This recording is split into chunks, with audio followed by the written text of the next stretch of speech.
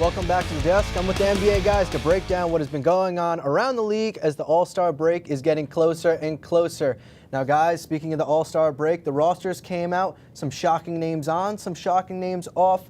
Who got snubbed? Who didn't get snubbed, Dylan? I'll tell you what, there were a handful of guys who I really thought deserved to be NBA All-Stars this year. If you take a look at some of the names who got left off of the ballot, most notably Chris Paul. Chris Paul is coming in this season, during this season, averaging 17.5 points per game. And I believe he's got either 9, 10, or 11 assists per contest. And, I mean, who else is standing out to you guys? Definitely for me, Joel Embiid. Right now, the East has a deplorably small amount of big men on their roster, and one of them is Paul Millsap. And his numbers just don't scream all-star to me. And Joel Embiid right now is playing tremendously, and he's one of the most entertaining personalities in the NBA. He deserves to be in this game. Definitely to me, what stands out, Damian Lillard and New Jersey native Karl Anthony Towns. All-Star game is for the most exciting players to watch, and I think they are the most exciting players to watch in the NBA. How about someone who got snubbed off the snub list, Kristaps Porzingis? I mean, what's better than a 7'3" Latvian? He's a fan favorite. He belongs to be at the All-Star weekend. I'm glad he's at least in the skills challenge. I'll tell you what, Kristaps did get more votes than Melo this year. That is interesting. Speaking of Carmelo Anthony, now he's been in some trade rumors, but he hasn't actually removed his no-trade clause. Dylan, what's the update going on? Should Phil Jackson go or should Carmelo go? Well, first I'll address the no-trade clause. So Melo has agreed to lift his no-trade clause for the Celtics, the Clippers, and the Cavaliers. So those are the three teams Melo would like to go to. And regarding whether or not Phil or Melo should go, I really do think it's Carmelo Anthony. I think the motive here is to guarantee a top 10 pick for the Knicks. You got to think, fellas, the Knicks didn't have their first round pick last year. Turned out to be number 7 overall, and it ended up being Jamal Murray. So you add Jamal Murray with Kristaps Porzingis, that's the number 4 overall, the number 7 overall, and by moving Melo, they can get a top 10 pick guaranteed in a stacked point guard draft. Chris Douglas, you love your Knicks. What's going on with them? I'm exactly the opposite. To me, I think Phil Jackson has to go immediately, ASAP, as soon as possible. Carmelo, to me, is still playing all right. He's getting a little bit older, but I feel like he's someone that can retire a Knick and help Kristaps Porzingis. And Kristaps even said it a couple days ago that Melo helps him on and off the court. I think Melo's really crucial to the Knicks' future, even though he's getting older. At the end of the day, the NBA is a business, and the Knicks need to look towards the future, and the future does not have Carmelo Anthony there. He's been playing very uninspired right now, and I think it would be better if the Knicks just cut ties with them and start developing that team around Porzingis and their big men. I think that quadruple overtime game against the Hawks really made Carmelo Anthony's trade value go up at least a little, even a little bit. So I think the move is to trade Carmelo Anthony, try their best to get him to the Clippers. That's their best chance to get a ring for him.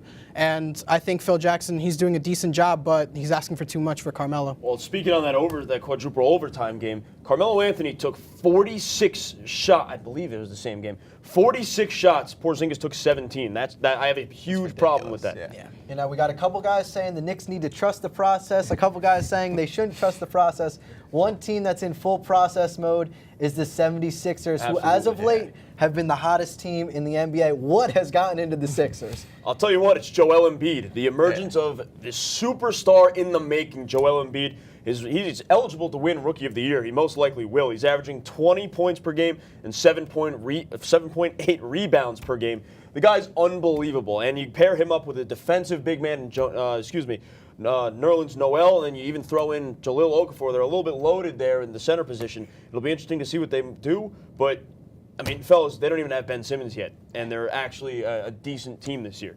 So it's going to be fun to see what happens with the Sixers, but to answer your question, Chris, Joel Embiid. What sticks out for me is with the Sixers is that Brett Brown is doing an outstanding job coaching this team. Yes. Even when Embiid is not playing because he doesn't play back-to-backs and he's been banged up with a couple knee issues, Brett Brown is coaching the team fantastic. And once Simmons comes back, look out. The East is in for something with the Sixers. I'm excited to see the Sixers actually decided to stay with Brett Brown instead of getting rid of him just way too early. They're actually finally giving him some talent on the roster to work with.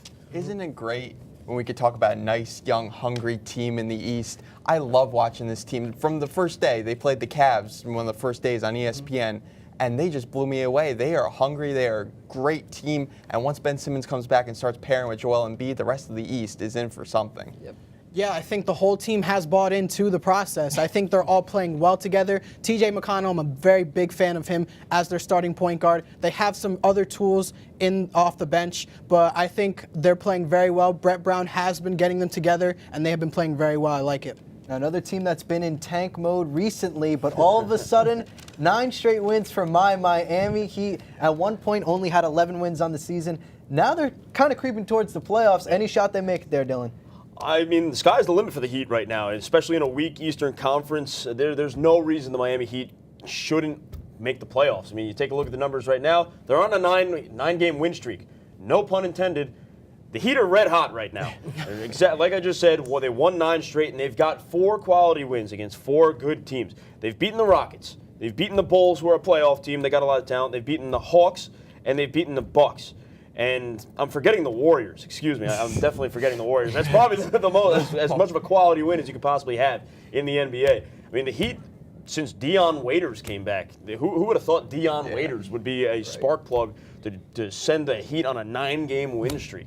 He's getting 15 points around that area right now. He's playing some solid basketball. So him and Hassan Whiteside really have this team rallying right now. I'm extremely happy that you mentioned Dion Waiters. The guy deserves as much credit as anybody for this 9-game win streak and how this team's playing right now. He hasn't found his place in the NBA, but with the Miami Heat, it looks like he finally has. Who would have thought this team would be anything without Chris Bosh? Right. You know, they're coming out of the gate. They're scoring like crazy. I love watching this team, and I think, you know, the bottom of the East, it's wide open. They could definitely steal a playoff spot. I think a big X factor for them right now has been Dion Waiters, and I think now you have Tyler Johnson coming back off of injury. The sky's the limit for the Miami Heat. Absolutely. That's all we have for this episode of WP Sports Desk. Join us next week for more in-depth analysis. Thank you to our crew, analyst, and studio manager, Al Clarke. For Studio B in Hobart Harbor, I'm Chris Hernando. See you next week.